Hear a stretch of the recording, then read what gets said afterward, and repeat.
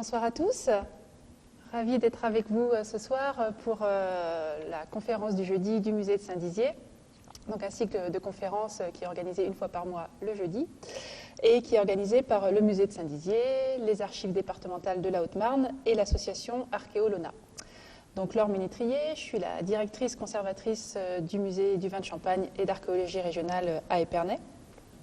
Et je remercie le musée de Saint-Dizier de m'avoir invité pour présenter la renaissance de ce lieu, de ce musée d'Épernay, qui après plus de 20 ans de fermeture rouvrira ses portes prochainement, enfin en tout cas je l'espère, ça dépendra des dispositions réglementaires qui seront prises par le gouvernement, et qui rouvrira après un immense chantier de réhabilitation architecturale et avec une nouvelle proposition muséographique dont le propos, dont l'objectif est de s'adresser à tous les publics grâce à une très large palette, une très large gamme de dispositifs de médiation. Donc c'est un projet ambitieux, ambitieux pour plusieurs raisons. Il faut d'abord rappeler la singularité de ce lieu, la singularité de cette institution culturelle.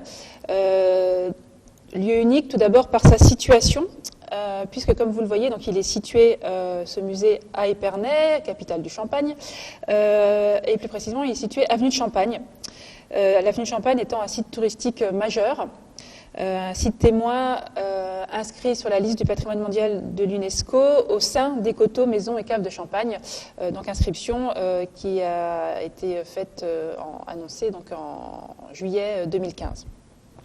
Donc situation avenue de Champagne, situation dans un bâtiment prestigieux, puisque le musée est hébergé dans le Château Perrier. C'était déjà le cas avant sa fermeture en 1998. Alors quelques mots sur ce Château Perrier. Il est classé monument historique depuis 2013.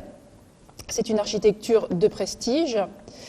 Son histoire se confond en fait avec l'histoire du négoce de Champagne, puisque ce bâtiment est le symbole de l'expansion du Champagne à travers le monde. Il a été voulu par un grand négociant en Champagne, le directeur de la maison Perrier-Jouët, Charles Perrier. C'est un château qui a été construit dans les années 1852-57, à la fois comme un lieu d'habitation, résidence des Perriers, un lieu de réception. Comme vous le verrez tout à l'heure, je vous montrerai des photos des salons historiques qui rénovés, et un lieu de production du champagne.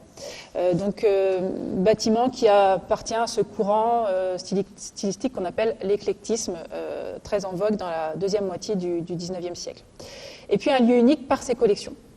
Alors, c'est des collections du musée, on les a un peu oubliées aujourd'hui, vu qu'elles ne sont pas présentées ou très peu depuis 23 ans, depuis la fermeture du musée en 1998. Mais c'est des collections d'une très grande diversité, d'une très grande richesse. Environ 100 000 objets composent les collections du musée. C'est tout d'abord un très riche mobilier archéologique, du paléolithique au Moyen-Âge. Et c'est notamment une des plus grosses collections d'archéologie régionale en France. Après le MAN, le musée d'archéologie nationale situé à Saint-Germain-en-Laye. Et ceci suite à de très nombreuses fouilles qui ont été réalisées dans la Marne et en Champagne plus globalement dès la deuxième moitié du XIXe siècle. Donc collection d'archéologie, collection d'ethnologie rurale également, donc qui matérialise l'histoire de la Champagne viticole sous tous ses aspects, les aspects culturels, les aspects sociaux, les aspects techniques évidemment. Donc des collections qui correspondent en fait à toute cette culture matérielle du Champagne et de cette région viticole. Et puis dans les collections également des œuvres d'art, des objets d'art, donc des faïences, du mobilier, des peintures, issues de très nombreuses donations au musée. Et on possède également toute une collection d'objets extra-européens. Donc au total, environ 100 000 objets. Donc vous voyez qu'il y a une vraie originalité dans ce musée qui offre d'énormes possibilités en termes de développement scientifique, culturel, touristique. Il s'agira donc d'un équipement œnotouristique majeur qui révélera, qui expliquera, qui partagera la valeur universelle et exceptionnelle des coteaux, maisons et caves de Champagne inscrits au patrimoine mondial de l'UNESCO. Donc c'est un lieu qui souhaite se définir comme une porte d'entrée sur le territoire, une porte d'entrée sur la Champagne, un ambassadeur de la Champagne qui a des ambitions d'envergure nationale et internationale. Et dans le même temps, donc il y a évidemment cette idée de rayonnement, d'ouverture sur le monde, mais dans le même temps, on a bien compris qu'on avait affaire à un musée de territoire.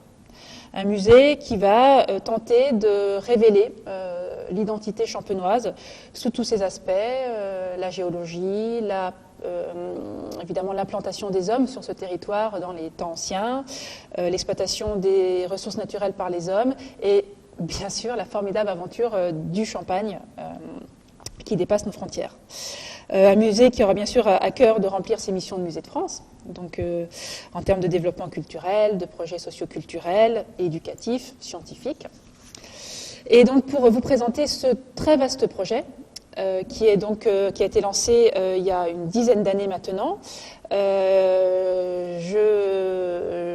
j'articulerai ma présentation en 3 parties. Donc une renaissance en 3 parties. Donc, tout d'abord, je vous parlerai de ce projet de rénovation architecturale et muséographique. Puis, je présenterai le parcours de visite, ce que sera le parcours de visite, ce que les visiteurs découvriront très prochainement. Et puis, j'essaierai de dessiner ce que pourront être nos pistes pour la suite en termes de développement. Que des pistes, voilà. Tout d'abord, avant de rentrer dans le vif du sujet, quelques mots quand même sur l'histoire de ce musée, puisqu'il est fermé depuis longtemps. On a pu l'oublier et oublier son histoire. Donc en fait, ce musée, c'est la réunion de plusieurs musées municipaux. C'est d'abord un premier musée d'art et de curiosité qui a été créé à la fin du XIXe siècle et qui était associé à la bibliothèque municipale à Épernay. C'est ensuite un second musée, le musée de préhistoire et d'archéologie régionale, qui a été créé en 1931 sous l'impulsion d'un grand archéologue qui s'appelle Pierre Favret. Et le troisième musée, c'est le musée du vin, le musée viticole et vinicole, qui a été inauguré en 1934. Et ces 3 musées se sont retrouvés réunis dans un même lieu, ce fameux château Perrier. Pourquoi ? Puisque, en fait, après la mort du dernier propriétaire de ce château, donc Henri Galis, le château va être vidé, puis mis en vente. Et c'est la ville d'Épernay qui l'achète en 1943 pour y installer 2 structures culturelles municipales. La bibliothèque, qui était située au château Perrier au rez-de-chaussée jusqu'en 1995. Et au premier étage et au deuxième étage, la ville décide d'y installer ses musées. Voilà, ces 3 musées. Et une inauguration des musées a lieu en juin 1956. Musées qui seront donc par la suite mutualisés. D'où le nom aujourd'hui de musée du vin de Champagne et d'archéologie régionale. Alors notons la participation de 2 très grands noms du monde des musées pour élaborer ces musées dans les années 1950. Peut-être juste avant, je vous montre des photos. Donc le premier musée du vin de Champagne qui était situé place Huc-Plon à Épernay, voilà, avec une muséographie typique des années 1930, des musées de folklore. Donc voilà ce qu'était le premier musée du vin. Et puis là, une vue de l'ancien musée d'archéologie d'Épernay. Voilà. Et donc j'en viens à vous parler de ces 2 grandes personnalités qui ont participé à l'élaboration de ces musées dans les années 1950. Tout d'abord Jean-Jacques Hatt, qui était un archéologue et historien français. Il a été longtemps conservateur du musée archéologique de Strasbourg et c'est donc lui qui a pensé scientifiquement le musée d'archéologie d'Épernay dans les années 1950. Et en parallèle, pour le musée du vin, la ville d'Épernay va faire appel à un très grand nom du monde des musées, quelqu'un qui est très connu de la communauté muséale, c'est Georges-Henri Rivière, qu'on appelle dans le monde des musées GHR, un nom très familier de la communauté muséale car il a œuvré sans relâche pendant des dizaines d'années pour rendre les musées, alors que ce soit les musées à Paris, en région, à l'étranger également, rendre tous ces musées vivants et didactiques. Et c'est important de le dire, puisque c'est des mots qui nous tiennent à cœur, bien sûr, aujourd'hui au XXIe siècle, dans les musées, mais ça fait longtemps qu'on se cherche à rendre les musées dynamiques, didactiques et à faire parler les collections. GHR étant le fondateur du musée des arts et traditions populaires à Paris, qui est devenu aujourd'hui le MUSEM, situé à Marseille. Et il a participé à l'aventure du musée de l'Homme à Paris, du musée du vin de Bourgogne à Beaune, du musée de Bretagne à Rennes, etc. Et donc du musée du vin de Champagne à Épernay. Donc voilà, après une cinquantaine d'années d'activité, la bibliothèque municipale déménage en 1995 et le musée d'Épernay ferme en 1998 puisqu'il ne ferait plus des conditions d'accueil du public et de conservation adaptées. Il ferme après de nombreuses années d'activité et d'exposition qui avaient été pensées et pilotées par l'ancien conservateur Jean-Jacques Charpie. Ce qui me permet donc maintenant de vous parler de ce grand projet, un grand projet pour le territoire champenois, un grand projet de réhabilitation de musée, donc avec cette première partie que j'ai intitulée « Renaissance d'un lieu ».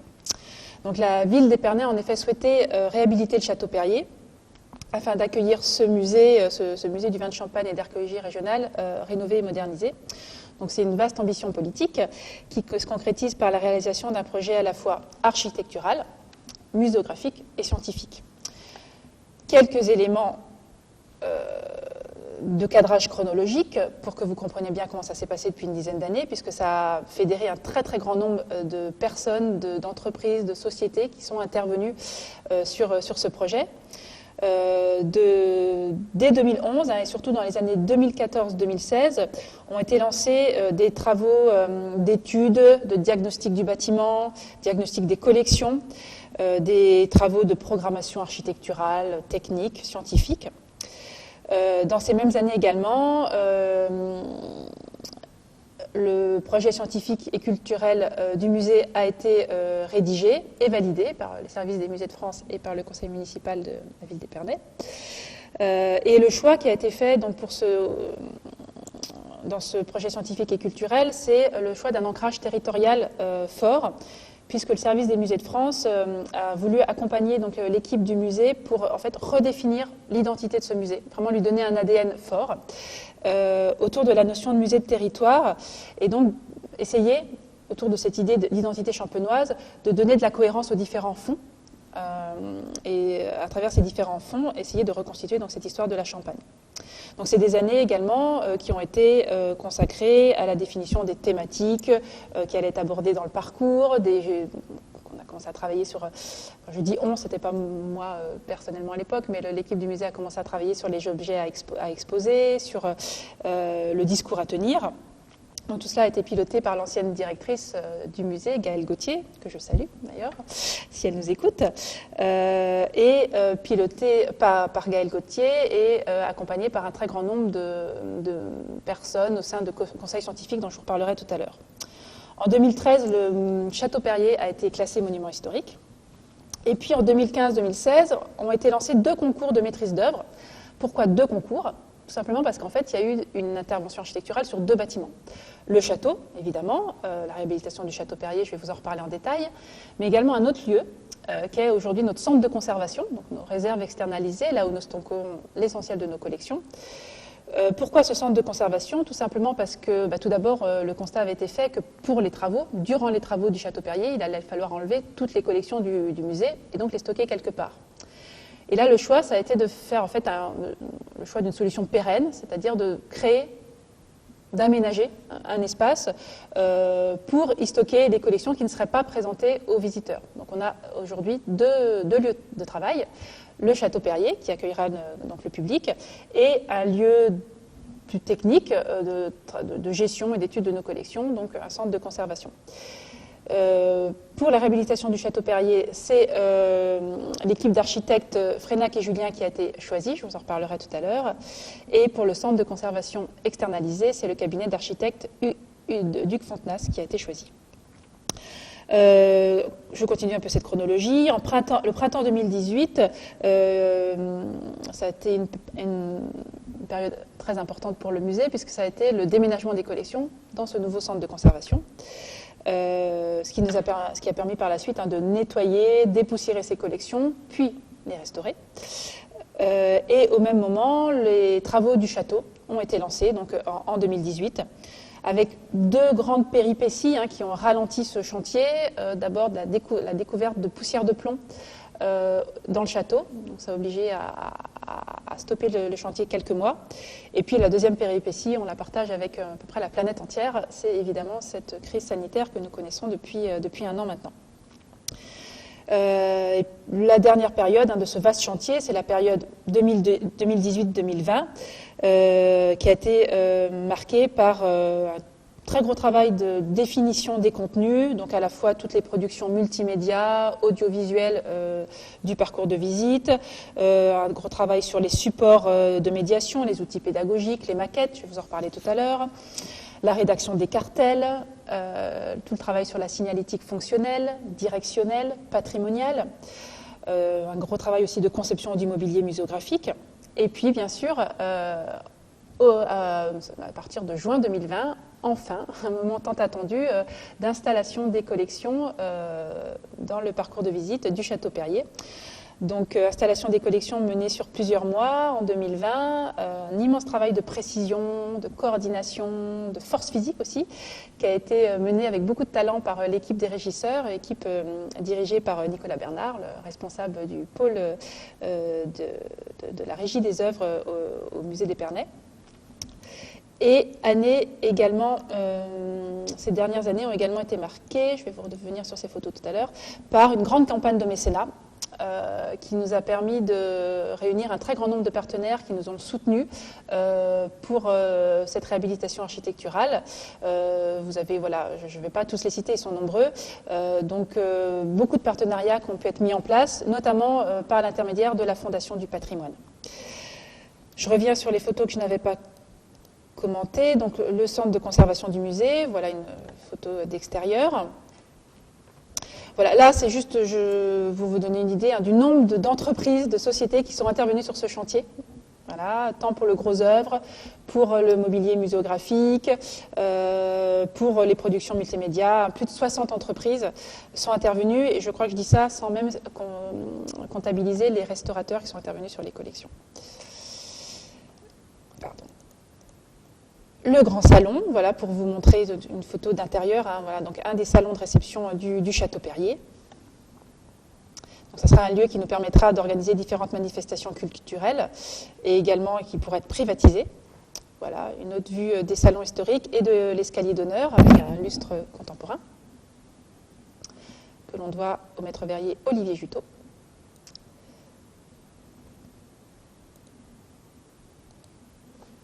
Et je dirais que la dernière grande étape, qui est toujours en cours, de ce vaste chantier pour ouvrir enfin le musée au public, c'est le travail de constitution d'une équipe pour le musée.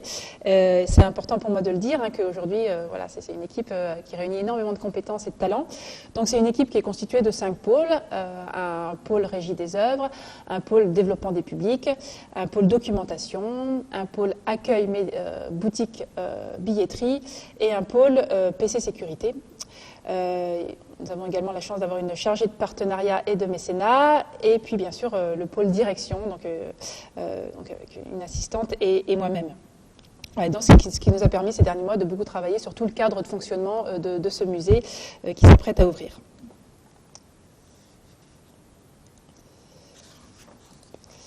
Alors, quelques mots donc, sur la réhabilitation du château. Donc, la maîtrise d'œuvre a été confiée au cabinet parisien d'architectes Frénac et Julien. C'est un cabinet d'architectes qui est intervenu à la fois pour la partie architecturale, mais également pour la partie muséographique et scénographique. Un cabinet qui était intervenu, par exemple, précédemment pour la rénovation du musée de Picardie à Amiens, ou encore pour la rénovation du Familistère de Guise. Et les travaux pour les parties classés monuments historiques se sont également faits sous l'égide de l'architecte en chef des monuments historiques, Lionel Dubois. Alors la rénovation architecturale du Château Perrier, elle s'est fondée, je vais revenir peut-être sur cette photo, c'est en fait une rénovation totale, les façades, les décors intérieurs, les décors historiques, rénovation des maçonneries, des menuiseries, des parquets, un très gros travail de mise aux normes et mise en accessibilité du bâtiment, des pavillons également qui composent ce site. Un très gros travail de réaménagement du parc, d'aménagement du caveau aussi. Donc une réhabilitation complète du bâtiment, avec l'idée bien sûr de respecter au mieux la valeur patrimoniale de ce site. Et dans le même temps, évidemment, c'est un équipement destiné à recevoir du public, donc un gros travail également pour rendre en accessibilité ces espaces et apporter tout le confort, le confort de visite qu'on peut attendre d'un équipement moderne en 2021.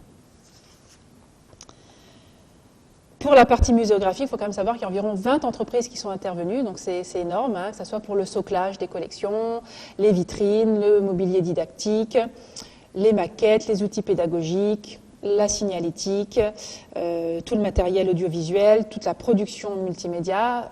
Voilà, donc un très grand nombre d'entreprises qui nous ont accompagnés sur ce projet.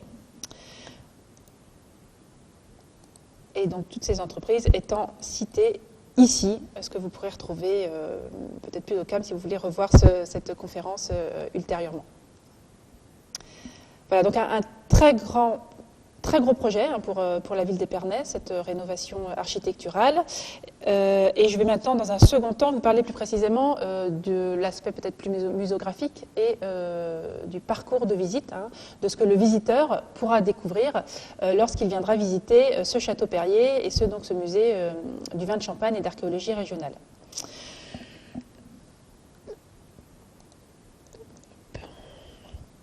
Alors, je vais donc vous présenter ce parcours et dans un second temps, j'insisterai, je ferai en fait un zoom sur l'aspect pédagogique et interactif de ce parcours parce que c'est vraiment une des forces du musée d'Épernay. En préambule, il me semble essentiel de dire un mot sur la genèse de la production de ce parcours, c'est-à-dire comment ont été élaborés la sélection des objets, la rédaction des éléments textuels, audiovisuels, comment a été faite la conception de tous nos outils pédagogiques.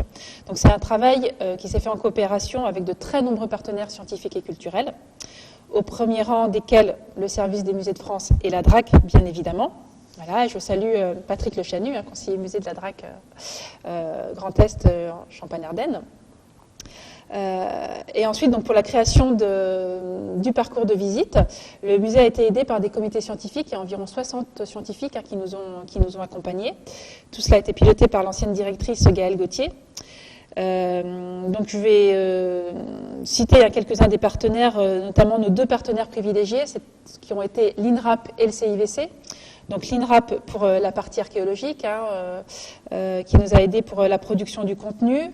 Et nous avons également pu, grâce à ce partenariat avec l'INRAP, mettre en avant dans notre parcours archéologique quelques chantiers significatifs d'archéologie préventive menés par l'INRAP ces dernières années.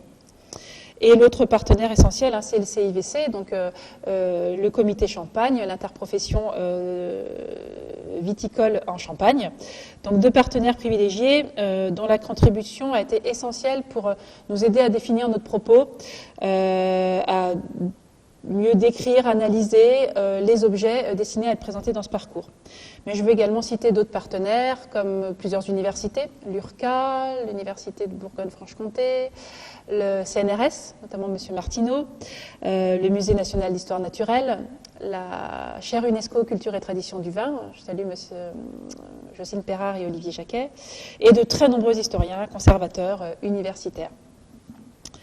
Je salue également, bien sûr, et remercie le SRA, le Service régional d'archéologie, qui a, pour enrichir notre parcours archéologique, a prêté un certain nombre d'objets pour enrichir donc, ce parcours. Et donc, c'est grâce à ces comités scientifiques qu'on peut garantir une validité, une rigueur scientifique à ce parcours, sachant qu'évidemment que nous, équipe scientifique, avons nos forces, mais également nos faiblesses. Donc, évidemment, on n'est pas expert de tout. Donc, je remercie tous ces comités scientifiques. Alors, le parcours. Qu'est-ce que le visiteur, comment le visiteur pourra déambuler dans ce fameux château Perrier? Le parcours de visite, il a été pensé en 4 sections. La géologie, donc la découverte des sols et sous-sols champenois, une section archéologique, donc pour comprendre comment les hommes se sont implantés en Champagne, donc dans les temps anciens, du paléolithique au Haut Moyen-Âge. Une 3e section dédiée, bien sûr, au vin de Champagne, notamment ce produit d'excellence qu'est le champagne, et une 4e section dédiée à ce qu'on appelait les collectionneurs, je vous en redirai un petit mot tout à l'heure. Voilà. Notre fil conducteur dans ce parcours, c'est la craie. C'est ce substrat géologique, ce sol crayeux, qui a été exploité depuis très très longtemps par les hommes en Champagne, depuis les agriculteurs du néolithique jusqu'aux vignerons champenois du XXIe siècle. L'objectif de ce parcours muséal, c'est de faire découvrir de manière ludique la richesse de ces collections et de faire bien sûr comprendre l'identité champenoise sous tous ses aspects, donc notamment ces 4 aspects qui correspondent aux 4 sections du parcours. Donc ce parcours, ces 4 sections, mais le visiteur viendra aussi découvrir un lieu, l'histoire de ce lieu, le château Perrier, dont on pourra admirer l'architecture en extérieur, le parc et les salons historiques. Donc plus précisément, pour que vous compreniez bien, le visiteur pourra entrer dans ce site soit par l'avenue de Champagne, ce que vous avez sous les yeux, soit pourra arriver par l'arrière du site, par le parc en fait. Donc, il pourra d'abord découvrir le parc. Et là, il sera invité à se rendre dans un premier pavillon. C'est le pavillon que vous voyez sur votre gauche, le pavillon d'accueil, où se trouve donc l'accueil, la boutique librairie, ainsi que des ateliers pédagogiques à l'étage. Voilà. Vous voyez qu'il y a également un autre pavillon à droite. Ça sera le pavillon dédié aux expos temporaires et prochainement à un lieu de restauration, un café. Et ensuite, le visiteur pourra se rendre dans le bâtiment principal, le corps de logis principal, le château, où il pourra visiter les salons historiques au rez-de-chaussée, puis donc découvrir les 4 sections, donc la géologie, je vais essayer de retrouver la photo que je vais retrouver, que je ne retrouve pas. Eh bien, je ne la vous montrerai pas. J'avais pris une photo d'un panneau de signalétique. Donc, la géologie au rez-de-chaussée, l'archéologie au 2e étage et le champagne et les collectionneurs au 1er étage.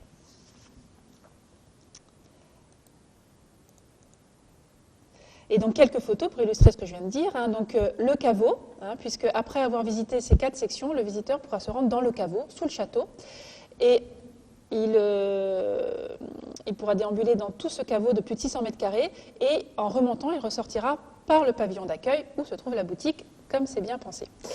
Donc le caveau que vous avez sous les yeux, et vous avez également sous les yeux le parc, qui a fait l'objet d'un magnifique réaménagement paysager. Vous avez sous les yeux en fait le miroir d'eau. Vous voyez que la façade nord du château se réfléchit dans ce miroir d'eau. On a un très bel espace engazonné également, un gradin engazonné qui nous permettra certainement d'organiser des concerts, des spectacles et d'autres dispositifs didactiques et des bacs à fouilles dans ce parc. Voilà, une vue de la salle du néolithique, je vais vous en reparler tout à l'heure, au 2e étage. Et puis donc quelques petits mots sur ce que je vous parlerai un peu plus de l'archéologie tout à l'heure. Là, donc juste quelques mots sur la section Champagne et la section collectionneur. Donc la section Champagne, elle permet d'explorer l'histoire de la Champagne viticole de manière à comprendre comment on produit, comment on commercialise, comment on consomme le vin en Champagne d'hier à aujourd'hui. Et dans cette section dédiée au champagne, on a également beaucoup voulu mettre à l'honneur toutes les représentations du champagne, tout l'imaginaire autour du champagne, qui est bien sûr un vin d'excellence et un symbole universel de la fête, tant en France qu'en dehors bien sûr des frontières de notre pays. Donc le champagne, et puis la dernière section, quelques petits mots, c'est une section dédiée à ce qu'on appelait les collectionneurs. Donc ce sont en fait des notables locaux en Champagne qui avaient amassé beaucoup d'objets, une très belle collection d'objets, qu'ils ont ensuite donnés au musée. Et donc vous avez sous les yeux alors un très beau coffret qui appartient à la collection Chandon de Briaille. Et surtout vous avez en partie inférieure la salle Jules Klein. Jules Klein étant une grande figure de diplomate, il est d'origine champenoise et il a été diplomate sur pratiquement tous les continents de notre planète. Et durant ses missions diplomatiques, il a collecté beaucoup d'objets, il s'intéressait aux différentes cultures locales, que ce soit en Birmanie, en Indonésie, en Amérique du Sud, en Azerbaïdjan. Et il a fait don de ces objets, notamment au musée d'Épernay, qui nous permet d'avoir des objets de tous ces pays que je viens de citer. Donc voilà ces quelques mots sur le parcours. Et puis donc, je voudrais mettre l'accent sur ce qui est peut-être vraiment une des grandes originalités, une des grandes forces du parcours du musée d'Épernay, c'est que nous avons voulu placer au cœur de nos intentions, de rendre les objets intelligibles, de faire parler les objets qu'on présente, grâce à de très nombreux modules qui apportent une interactivité dans la découverte de ce parcours. Donc c'est ce qui va favoriser évidemment l'accessibilité cognitive et physique de tous. Et donc pour cela, on a fait appel à tous les vecteurs de médiation modernes qui s'offrent à nous de nos jours, puisqu'on le sait, l'interactivité, Le côté tactile également, le fait de pouvoir toucher, sont des vecteurs d'apprentissage et d'appropriation des connaissances. Donc nous avons mis l'accent là-dessus, comme vous le voyez, hein, vous l'avez sous les yeux, un parcours très ludique avec des dispositifs à toucher, à regarder, à expérimenter. Et je vais vous donner quelques exemples avec des photos, hein, mais vous voyez des exemples hein, tout de suite, hein, des maquettes, des dispositifs multimédia, des facsimilés, un côté aussi très ludique hein, qui est très présent dans tout le parcours. Et je souhaite saluer et remercier les 2 personnes au sein de l'équipe du musée qui ont tout particulièrement travaillé à la définition et au suivi de la conception de ces outils. Donc Jonathan Simon, qui est responsable du pôle des publics, et Isor Bouquet, qui a été la chargée hein, justement de suivi de toutes ces productions multimédia au musée jusqu'à décembre dernier. Donc une palette très variée dans les différents modes d'interaction et d'interprétation de nos collections. On aura par exemple, en fait, quand le visiteur se présentera à l'accueil, il lui sera remis hein, avec son ticket d'entrée un audio guide avec des écouteurs. Et comme vous le voyez ici, là dans la salle Jules Klein, vous voyez qu'il y a un petit point noir que j'essaye d'indiquer ici. Ce petit point noir, il suffira en fait de présenter son audio guide tout à 40 cm de ce petit point noir et se déclenchera dans les écouteurs un propos, un discours pour expliciter les collections, pour expliciter également l'histoire de ce lieu. Et ce discours sera proposé en 10 langues, donc au choix du visiteur. Il y a également le choix d'un parcours pour le jeune public et on mettra également à disposition un parcours en FALC, donc dans un langage facile à lire et à comprendre pour les personnes qui ont des troubles cognitifs. Et on aura également un parcours en audio-description. Donc vous voyez, quand on parle d'accessibilité, il y a le souhait de notre part de pouvoir s'adresser à tous les types de publics. Et voilà, pour en témoigner également, sachez que toutes les vidéos qui seront présentées dans notre parcours sont sous-titrées et sont disponibles en langage des signes. Voilà, donc accessibilité, volonté de s'adresser à tous, d'apporter du ludique dans notre parcours et également de mettre à disposition des visiteurs beaucoup de dispositifs tactiles. Et j'insiste sur les dispositifs tactiles puisque, comme chacun peut l'imaginer, tactile dans les temps qui courent, en pleine crise sanitaire, en pleine période de pandémie mondiale, vous imaginez bien qu'il a fallu qu'on se pose quelques questions depuis quelques mois pour voir comment, avec l'ouverture de ce musée, on allait pouvoir continuer à de pouvoir mettre à disposition de nos visiteurs ces différents dispositifs tactiles. Donc on a trouvé un certain nombre de solutions. Alors pas pour tous les dispositifs, notamment on a par exemple une table des arômes pour découvrir les arômes des vins de champagne. Bon, ça, on sera obligé de la neutraliser pendant quelques temps, voilà, jusqu'à la fin de cette crise sanitaire. En revanche, pour beaucoup de nos dispositifs, on a pu mettre en place des films ou du spray virucide, ce qui voilà, nous évite de devoir neutraliser ces différents dispositifs, ce qui aurait vraiment été regrettable, puisque c'est vraiment la force de ce parcours, hein, c'est découvrir les collections, évidemment en les admirant, en les regardant, mais également grâce à ces dispositifs. Donc quelques exemples, j'ai quelques photos hein, que je voulais vous montrer du côté très pédagogique et interactif de nos collections. Sauf que je vois que j'ai encore des photos qui n'apparaissent pas. Eh bien tant pis, je voulais vous montrer le petit parcours quiz qu'on retrouvera dans tout le musée, mais je ne le vois pas, c'est pas grave. Par contre, ce qu'on a sous les yeux, c'est un magnifique dispositif qui se situe dans notre salle d'introduction, la salle de géologie du musée. Donc c'est une vitrine centrale, une vitrine circulaire, qui est composée, comme vous le voyez, d'un écran. Donc sur cet écran, le visiteur pourra suivre un film d'animation qui va le transporter, le plonger dans une période très ancienne, le Lutétien, il y a 45 millions d'années. Et donc ce que le visiteur verra, c'est en fait ce qu'était la faune, la flore, la biodiversité exceptionnelle en Champagne il y a 45 millions d'années, une époque durant laquelle la Champagne était recouverte d'une mer chaude, tropicale. C'est également grâce à ce film que le visiteur pourra comprendre le processus de sédimentation, de fossilisation que l'on retrouve de manière très concrète avec le fond marin qui compose également cette vitrine. Donc le fond marin que vous voyez en partie inférieure qui provient de Fleury-la-Rivière, et je remercie la cave au coquillage qui nous a donné ce fond. Donc fond marin crayeux qui a emprisonné au fil du temps des milliers d'espèces donc emprisonnées dans cette craie, et notamment ce fameux campanile géant que vous voyez apparaître sur le dessus de ce fond marin. Dans la section archéologie, nous avons voulu mettre l'accent sur certaines ressources naturelles du territoire, notamment sur les différentes essences de bois, comme vous le voyez ici. Donc on aura différentes essences de bois présentées, des petits clapets qui sont présentés devant, avec une définition de l'essence de bois, et évidemment c'est aux visiteurs d'essayer de deviner ce qu'est l'essence de bois dont on parle. Par exemple, je crois que pour le sapin, on parle de l'arbre de Noël, et donc en parlant de l'arbre de Noël, on comprend qu'évidemment on fait allusion, on fait référence au sapin. Des écrans interactifs. Par exemple, là, on est dans la section Champagne.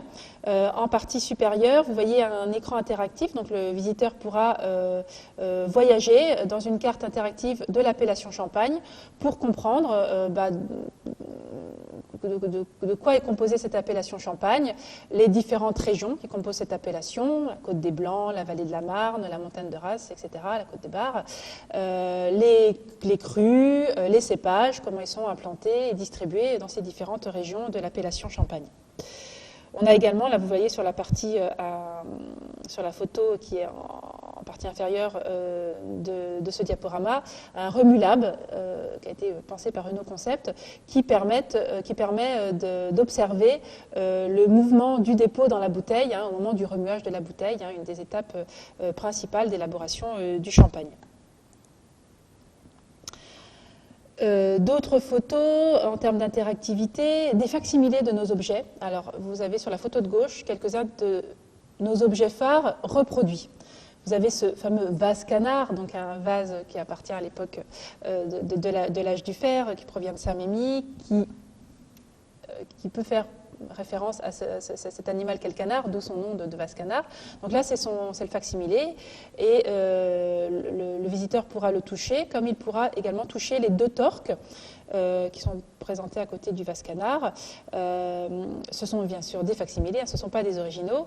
Donc ça permet au visiteur de comprendre la matérialité de l'objet, sa forme, son relief, ses décors.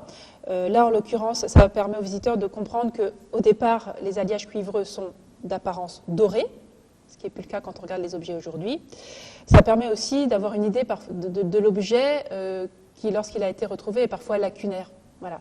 Là, on a reconstitué des objets complets, certaines armes, par exemple, du néolithique. Pour le visiteur, ça permet vraiment de comprendre à quoi ressemblait l'objet au départ, quand il était complet. Des maquettes. Là, par exemple, vous avez une maquette d'un village néolithique, puisque le néolithique est marqué par la sédentarisation des populations. Donc, des maquettes. D'autres facsimilés, là, vous avez en partie supérieure la maquette d'un décor avec un décor de pan. C'est dans la section des collectionneurs. Et puis, oui, je voulais insister sur cette salle, c'est la salle du néolithique. Vous voyez la hauteur sous plafond, c'est un magnifique espace. Dans cet espace, nous évoquons une thématique très importante pour le néolithique en Champagne, c'est les hypogées. Donc, les hypogées, ce sont des sépultures collectives qui ont été creusées dans la craie par les hommes durant essentiellement le néolithique récent. Et pour qu'on comprenne bien comment ça fonctionnait un hypogée, eh bien là, nous avons en fait combiné plusieurs vecteurs de médiation, et c'est en réunissant et en observant ces différents vecteurs de médiation que le visiteur va vraiment pouvoir comprendre ce phénomène de l'hypogée. Je m'explique. Vous voyez des vitrines. Dans ces vitrines, sont présentés les objets qui ont été trouvés dans ces chambres funéraires. Très bien. On a par exemple l'hypogée des Mours Noirs au Ménil-sur-Oger. C'est un hypogée qui a été fouillé par André Leroi-Gourhan, qui est un très grand archéologue français. Très bien, on a ces objets, donc des parures, des outils, des armes. Mais quand on regarde les objets, ce n'est pas forcément toujours facile de comprendre exactement comment ils ont été trouvés et à quoi ressemblaient ces hypogées. D'où la présence au sol. Vous voyez peut-être sur cette photo, il y a une sérigraphie au sol. C'est en fait le dessin de l'hypogée, donc avec ces différents espaces, l'antichambre, la première chambre, la seconde chambre de l'hypogée. Et au sol sont également dessinés les squelettes tels qu'ils ont été trouvés, les squelettes d'hommes, de femmes, tels qu'ils ont été trouvés dans cette hypogée des Mours Noirs, et sont également représentés en rouge les objets. Donc on voit l'emplacement de ces objets, où est-ce qu'ils étaient situés dans l'hypogée, lorsqu'ils ont été trouvés par les archéologues.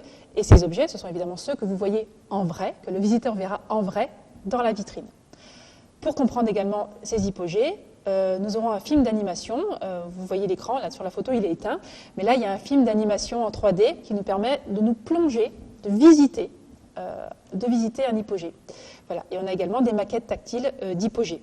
Donc vous voyez que c'est grâce à ces différents vecteurs de médiation, en les réunissant, le visiteur aura une très bonne compréhension de ce phénomène très spécifique à la Marne qu'est l'hypogée. Des écrans, voilà, par exemple là c'est un écran dédié au menu sur la thématique des accords mets et champagne.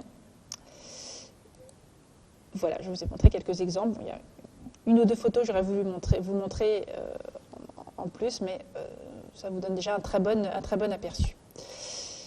Avant de vous parler des pistes de développement pour le musée d'Épernay, j'ai voulu quand même mettre en avant quelques objets iconiques, quelques objets phares de nos collections, très rapidement.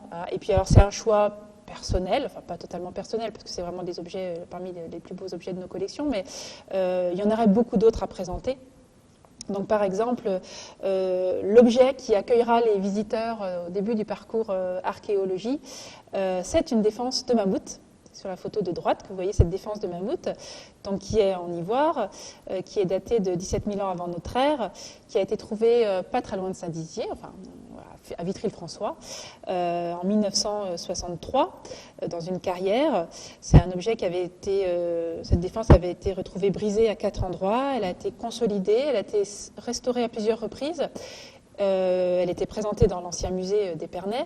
Mais là, ce qui est intéressant, c'est que nous pouvons enfin la présenter en respectant la forme qu'elle avait à l'origine, puisque la forme qui avait été reconstituée dans l'ancien musée d'Épernay n'était pas scientifiquement fiable. Et donc ça permet évidemment d'évoquer cette période du Paléolithique, d'expliquer que le mammouth était un animal très présent en Champagne à cette époque, durant les glaciations du Quaternaire. C'était un animal bien sûr très adapté au froid, avec d'autres animaux comme l'ours des cavernes ou le rhinocéros laineux. Et bien sûr, ça nous permet de dire que le mammouth a longtemps cohabité avec l'homme préhistorique, et l'homme a d'ailleurs beaucoup chassé cet animal. Objet phare de nos collections, le trésor de Saint-Martin-sur-le-Pré. Donc Saint-Martin-sur-le-Pré se situe à côté de Châlons-en-Champagne. Ce trésor de Saint-Martin-sur-le-Pré il se compose de 3 récipients et de 8 anneaux. Ce n'est pas l'épée. L'épée elle est présentée dans la même vitrine, mais elle ne provient pas de ce site. Donc 3 récipients, 8 anneaux qui illustrent les débuts de la métallurgie. C'est l'âge du bronze, les débuts du travail du métal, puisque ce trésor de Saint-Martin-sur-le-Pré est daté de la fin de l'âge du bronze, donc vers 900-750 avant notre ère. C'est une découverte fortuite qui a été faite en 1925. Donc 3 récipients. Il y avait en fait le plus gros vase qui renfermait les 2 plus petits. Et dans le plus petit étaient réunis les 8 anneaux. Donc les 3 récipients sont en alliage cuivreux. Et les 8 anneaux ont une âme en résine, sont ensuite recouverts d'un alliage cuivreux et d'une feuille d'or, comme vous le voyez très bien sur les photos. Donc c'est un magnifique travail du métal que nous avons sous les yeux. Les vases ont été réalisés par martelage. Il y a également un travail de rivetage, d'assemblage, un travail de décor du métal, notamment sur le vase du centre, le vase qui est en forme de calotte. Vous voyez qu'il y a des bossettes. Donc ces bossettes, elles ont été travaillées au repoussé depuis l'intérieur du vase. Le métal a été poussé vers l'extérieur pour donner ce relief de bossettes. Dans la section archéologie, nous avons également la chance de posséder ce magnifique fer de lance de parade ajouré. Donc, c'est l'objet que vous avez sur la photo de gauche, qui est présenté en suspension, en hauteur. Un objet qui date du 2e âge du fer, donc 3e siècle avant notre ère, qui provient de Fère-Champenoise, dans la Marne. En fait, dans les années 1930, 2 archéologues très importants pour nos collections, André Brisson et André Lopin, ont entrepris donc une fouille dans une ancienne nécropole de Fère-Champenoise et ils ont découvert une sépulture à double inhumation. Donc il y avait à la fois un homme et une femme qui étaient enterrés, inhumés dans cette sépulture. Et l'homme était enterré avec toute sa panoplie militaire, toutes ses armes, et notamment cette superbe lance-enseigne. Il n'y en a que 13 exemplaires qui ont été trouvés sur l'ensemble de l'Europe. Donc on a la chance d'en avoir un exemplaire au musée d'Épernay. Vu le format de ce fer de lance, vu également la fragilité de la douille, on estime qu'il s'agissait plutôt d'une lance-enseigne de parade, d'apparat. Vous pouvez voir également le très beau décor ternaire ajouré sur ce fer de lance, un très beau travail donc, du métal. Et donc c'est un chef-d'œuvre de l'artisanat celtique et ça apprend bien sûr beaucoup sur le statut de son propriétaire. Que, évidemment, on a affaire là à un guerrier qui devait faire partie de l'élite locale en Champagne. Champagne qui à cette époque était très intégrée dans l'Europe celtique. Et la Marne est un très grand marqueur de la civilisation celtique.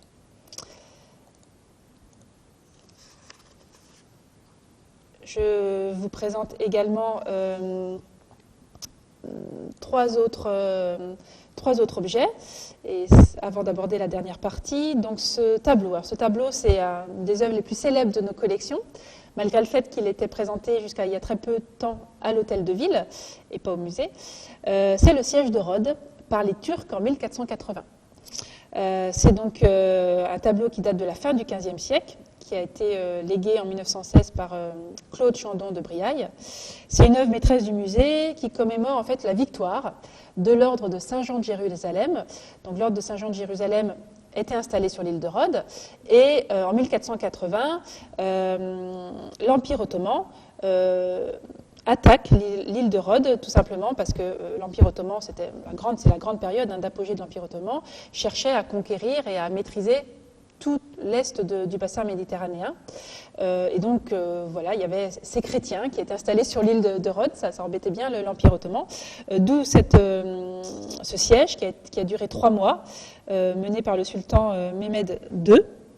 Et donc vous voyez les différents navires ottomans, turcs, qui cernent l'île de Rhodes, qui essayent d'accoster. Vous voyez également qu'il y a sur la partie droite, qu'il y a des combats qui font rage entre chrétiens et musulmans.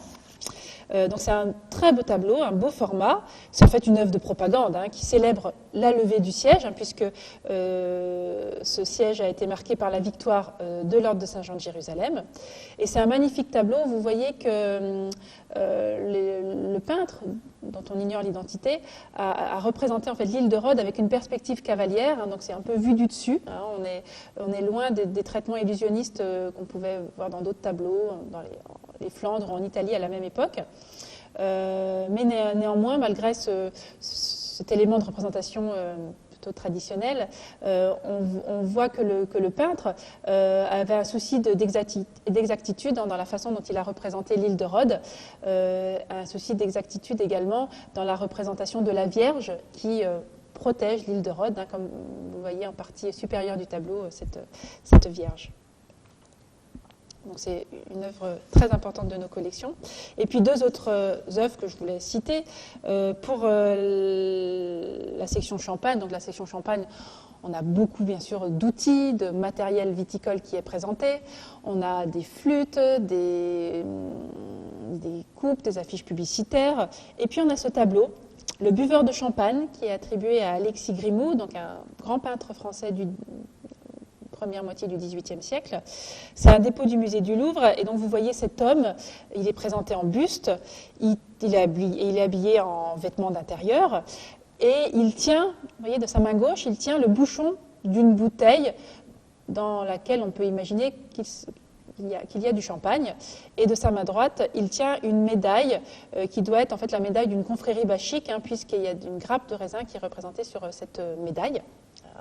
Voilà. Donc un très beau tableau, il y aurait beaucoup à dire, mais je ne vais pas m'étendre ce soir. Peut-être juste dire, pour parler peut-être du statut de ce tableau, c'est un tableau MNR, donc Musées Nationaux Récupération. Donc en fait, il fait partie de ces tableaux, de ces œuvres qui ont été spoliées à leurs propriétaires juifs pendant l'occupation allemande. Donc toutes ces œuvres qu'on a retrouvées à la fin de la Seconde Guerre mondiale, dont on essaye jusqu'à aujourd'hui de retrouver les propriétaires, plus exactement les ayants droit, les descendants. Et donc toutes ces œuvres sont, depuis la fin de la Seconde Guerre mondiale, placées sous la responsabilité des musées nationaux, et notamment du musée du Louvre. Et voilà, les musées nationaux ont la responsabilité de gérer ces tableaux, mais n'en sont pas propriétaires. Et là, concernant ce tableau, le musée du Louvre a fait le choix de le déposer, du fait de la thématique, de le déposer au musée d'Épernay. Le dernière œuvre que je voulais vous présenter, c'est pour la collection d'objets ethno-européens.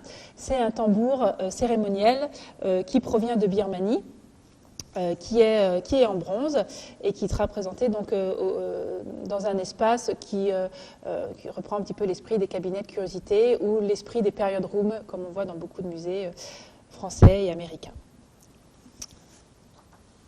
Dernière partie que je voulais aborder avec vous ce soir, c'est les pistes de développement. Les pistes de développement pour ce musée d'Épernay, ce nouvel équipement muséal, culturel, touristique qui va donc ouvrir prochainement en Champagne.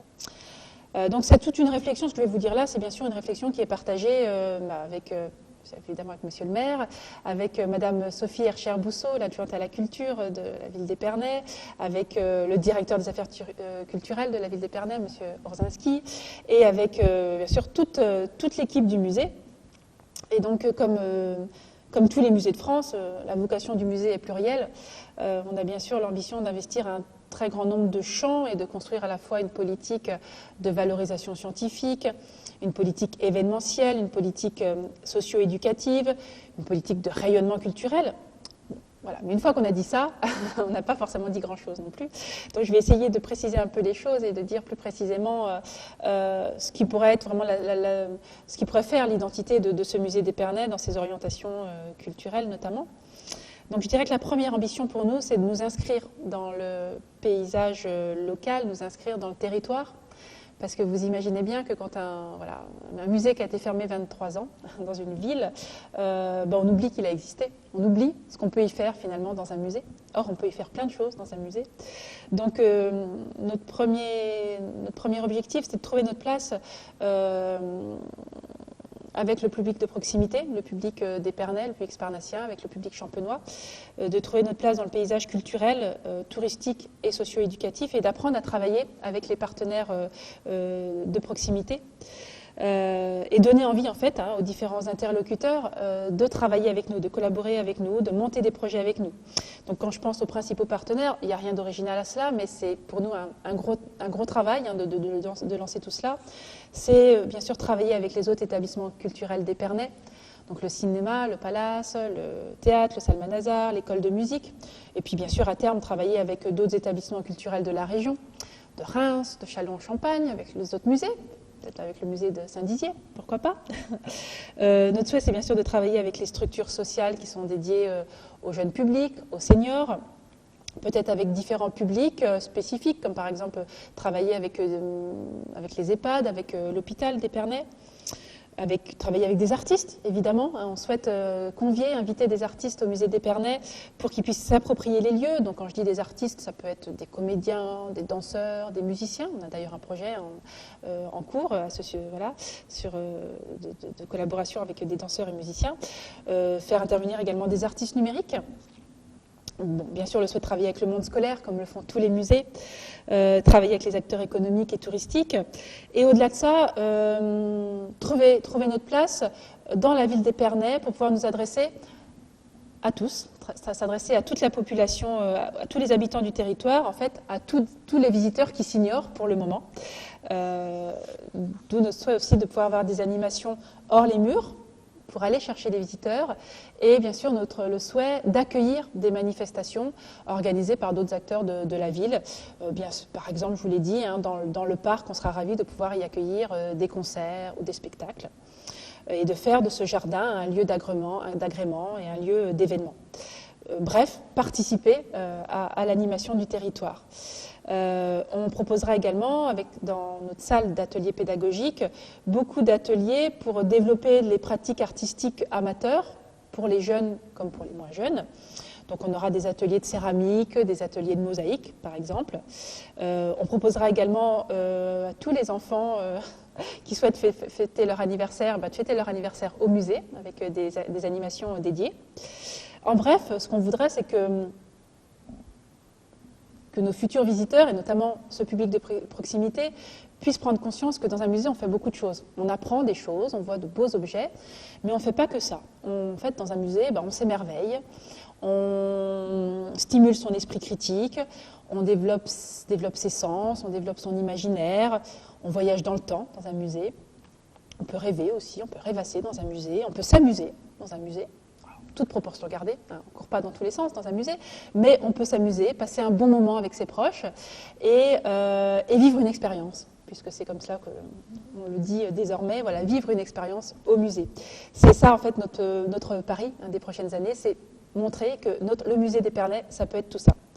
Et en fait, créer des habitudes de visite, créer des habitudes de fréquentation, fréquenter le musée, fréquenter les ateliers pédagogiques, fréquenter la boutique, fréquenter le parc du musée. Bref, s'inscrire dans le territoire et jouer sur la complémentarité, jouer sur la coopération avec les partenaires de proximité, puisque bien sûr l'idée, ce n'est pas de se substituer à ce qui se fait, à l'existant. Il se fait beaucoup de choses, très bonnes choses à Épernay, c'est en fait de venir en complémentarité dans une relation durable. Donc c'est notre premier objectif. Le second, c'est se positionner comme un musée ancré dans le XXIe siècle, en faisant appel à tous les vecteurs de médiation et vecteurs d'interprétation moderne qui s'offrent à nous, mais ça je vous l'ai montré tout à l'heure. Ce qu'on souhaite aussi en disant qu'on sera un musée ancré dans le XXIe siècle, c'est mettre en avant la diffusion et la valorisation numérique.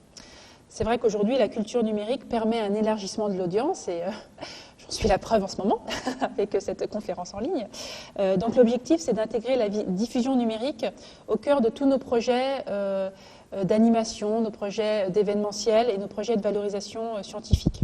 Donc on a par exemple refondu tout notre site internet et ce qu'on voudrait, c'est progressivement enrichir notre site internet pour qu'il puisse proposer une très large gamme de contenus en ligne, de contenus disponibles en ligne, donc sur ce site internet.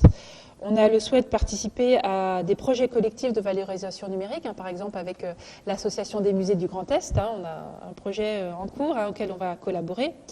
Et donc tout ce gros travail de valorisation scientifique, il est mené par toute l'équipe du musée, en collaboration avec le service de la communication. Mais plus précisément, pour tout ce qui est valorisation de nos collections, c'est le pôle documentation qui est dirigé par Claire Bonnefoy, qui travaille justement en ce moment pour voir comment diffuser ces collections. Puisqu'on parle du numérique, je voulais également parler de tout ce qu'on fait sur les réseaux sociaux. On est très présent sur les réseaux sociaux, avec notamment beaucoup de vidéos qui ont été produites et qui sont mises en ligne sur les réseaux sociaux et sur la chaîne YouTube de la ville d'Épernay. musée ancré dans le XXIe siècle, ça veut dire aussi être un lieu qui accompagne les avancées de recherche et les innovations technologiques. On veut pouvoir en fait relayer toute l'actualité de la recherche scientifique, tant pour l'archéologie que pour le Champagne. Ce sont bien nos deux grands fonds, et donc qu'on mettra en lumière très régulièrement. Donc, par exemple, pour les collections archéologiques, bien sûr, nous allons valoriser nos collections anciennes, mais on souhaite également aborder l'actualité de la recherche archéologique pour pouvoir révéler l'évolution des pratiques des archéologues, mettre en avant les nouveaux outils de détection, de prospection, d'études, et mettre en avant toutes les fouilles préventives et programmées qui sont organisées sur le territoire de la Champagne. Et pour la thématique Champagne, le Champagne, là, on souhaite être un lieu de débat, un forum pour évoquer l'actualité de la Champagne viticole, évoquer ses défis actuels et à venir. Et là, on souhaite également mettre en avant les innovations technologiques, puisque la Champagne viticole est une région viticole très axée sur la recherche et l'innovation technologique. Et puis, notre dernière piste de développement, c'est une évidence, on est sur un très gros chantier, une très grosse ambition en termes de développement touristique. On souhaite bien sûr être un ambassadeur du territoire, pouvoir s'affirmer comme un levier de développement territorial et participer au rayonnement touristique d'Épernay et de la Champagne. Et donc pour cela, on souhaite participer à la construction d'une offre cohérente sur le territoire en travaillant avec d'autres acteurs touristiques. Ils sont nombreux en Champagne, avec les maisons de Champagne, avec Pressoria, qui sera un autre site de découverte du Champagne, qui sera basé à Ailly, je pense également avec le futur site de Vers-la-Gravelle, donc sur la thématique des hypogées néolithiques. Voilà, il y a l'idée de travailler sur une offre collective touristique et de travailler vraiment sur la notion de mise en réseau, qui est très très importante pour nous et qui est pour nous porteuse de sens, travailler sur cette mise en réseau, pour croiser les offres, croiser les publics aussi et croiser les compétences. En conclusion, pour essayer de maîtriser la durée de cette intervention, je ne vais pas faire donc plus long, mais donc quelques mots de conclusion.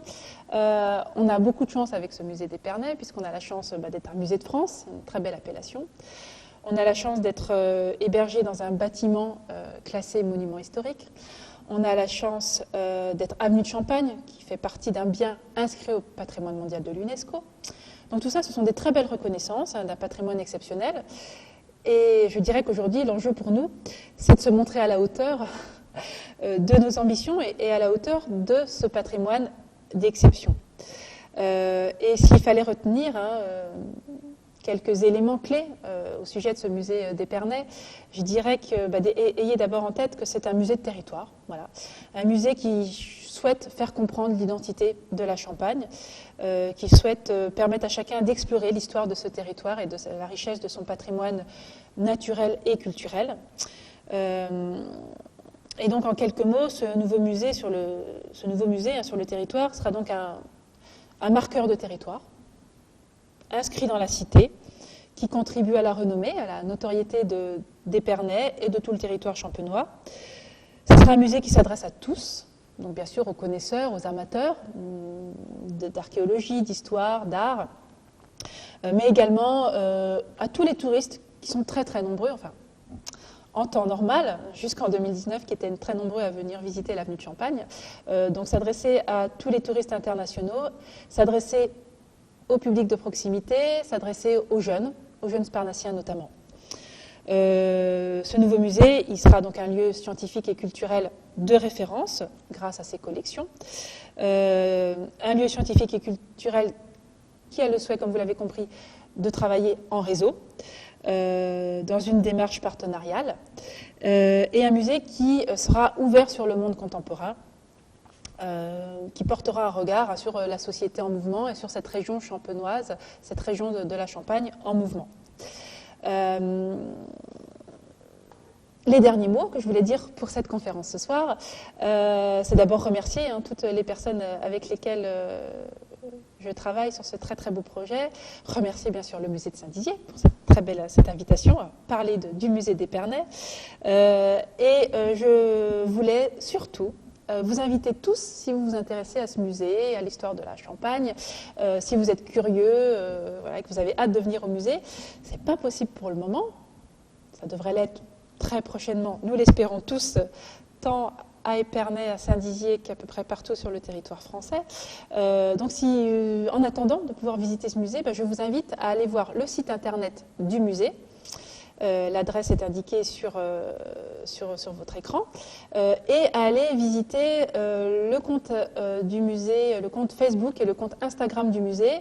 Vous y verrez beaucoup d'informations, des photos, des vidéos, et je remercie les médiatrices Océane Cholet et Marion Voisin pour tout le travail qu'elles font pour animer les réseaux sociaux du musée d'Épernay. Je pense avoir à peu près dit tout ce que je voulais dire ce soir, et évidemment je suis à votre disposition si vous avez des questions au sujet de ce musée.